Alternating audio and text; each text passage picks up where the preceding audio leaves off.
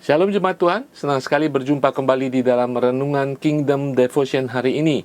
Saya percaya kehidupan kita semua dalam perlindungan, penyertaan Tuhan kita Yesus Kristus yang sudah menyelamatkan kita. Apapun musim kehidupan kita, Yesus ada di sana. Apapun yang kita alami, Yesus sebagai Tuhan dan Juru Selamat kita. Dia Allah yang sedia selalu menyelamatkan kita. Saudara, hari ini saya akan mengakhiri pembahasan kita dari kitab Galatia. 2 ayat terakhir akan kita lihat Rasul Paulus ingin berbicara sesuatu kepada jemaat di Galatia. Pesan terakhirnya di dalam surat kepada jemaat di Galatia. Galatia 6 ayat 17 dan 18. Selanjutnya, janganlah ada orang yang menyusahkan aku, karena pada tubuhku ada tanda-tanda milik Kristus.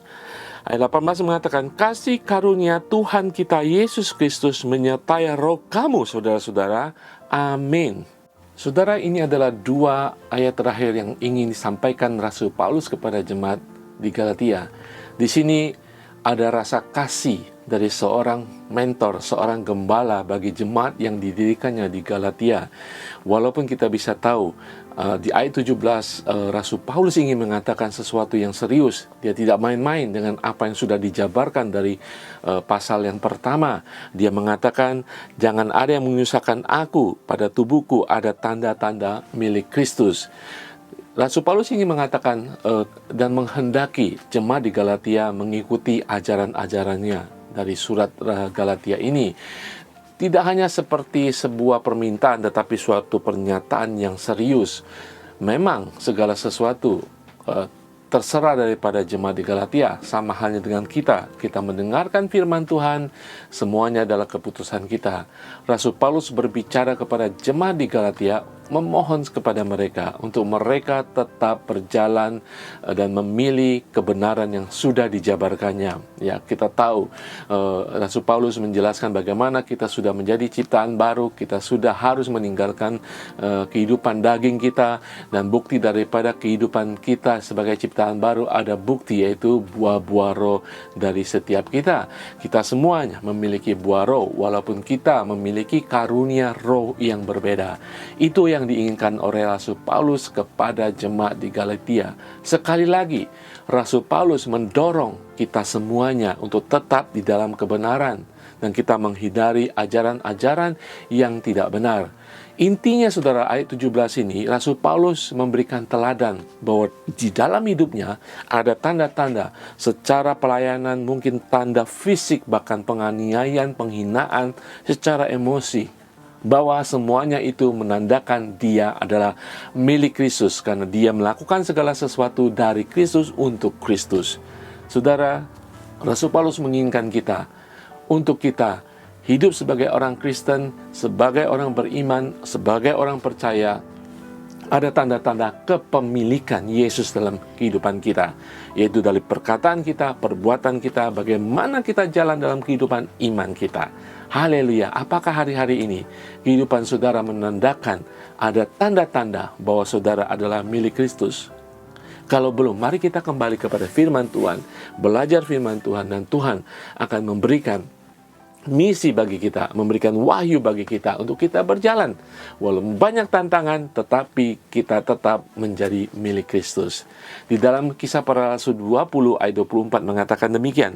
Tetapi aku tidak menghiraukan nyawaku sedikit pun, asal saja aku dapat mencapai garis akhir dan menyelesaikan pelayanan yang ditugaskan oleh Tuhan Yesus kepadaku untuk memberi kesaksian tentang Injil kasih karunia Allah. Ya, saudara sekalian, setiap kita sudah ditugaskan, kita dipanggil untuk mengabarkan Injil kasih karunia Yesus sebagai anak-anak Tuhan yang diselamatkan oleh kasih karunia Kristus Yesus sendiri. Tadi di pasal ke-6 ayat 18 mengatakan, kasih karunia Tuhan kita Yesus Kristus menyertai roh kamu, saudara-saudara. Amin. Di akhir daripada perkataan Rasul Paulus di surat Galatia, dia memberkati jemaat di Galatia agar kasih karunia Tuhan turun atas setiap jemaat dan juga saudara dan saya. Iya betul saudara sekalian, kita hidup kembali secara roh oleh kasih karunia. Kita hidup dalam kehidupan kita juga oleh kasih karunia. Hanya kasih karunia Kristus yang akan membawa kita hidup sampai kita menghadap Sang Pencipta, menghadap Sang Penyelamat kita sendiri. Kasih karunia dari Kristus, bersumber dari Kristus untuk kita hidup senantiasa. Rasul Paulus memberkati jemaat Galatia dengan berkat kasih karunia. Saya percaya Yesus Kristus Tuhan kita mau memberkati kita dengan kasih karunia-Nya agar kita hidup pada masa ini hanya berharap, hanya berdasarkan kasih karunia Tuhan. Haleluya. Tuhan Yesus berkati semua. Kita akan berdoa. Bapa di surga, terima kasih Bapa di surga atas semua pengajaran-Mu Tuhan. Kami tahu kami masih jauh Tuhan, tetapi kami mau dididik.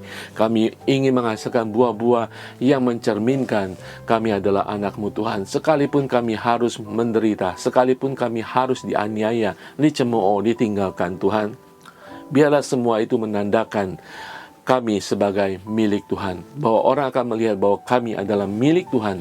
Bahwa orang akan mengakui bahwa dalam kehidupan kami adalah kehidupan Kristus. Bagi kemuliaan nama-Mu, kami memerlukan kasih karunia-Mu Tuhan, di dalam nama Tuhan Yesus. Haleluya. Amin. Saudara sekalian, kiranya kasih karunia Yesus Kristus senantiasa menyertai saudara dan saya untuk apa yang kita lakukan bagi kemuliaan nama Tuhan Yesus. Tuhan Yesus berkati.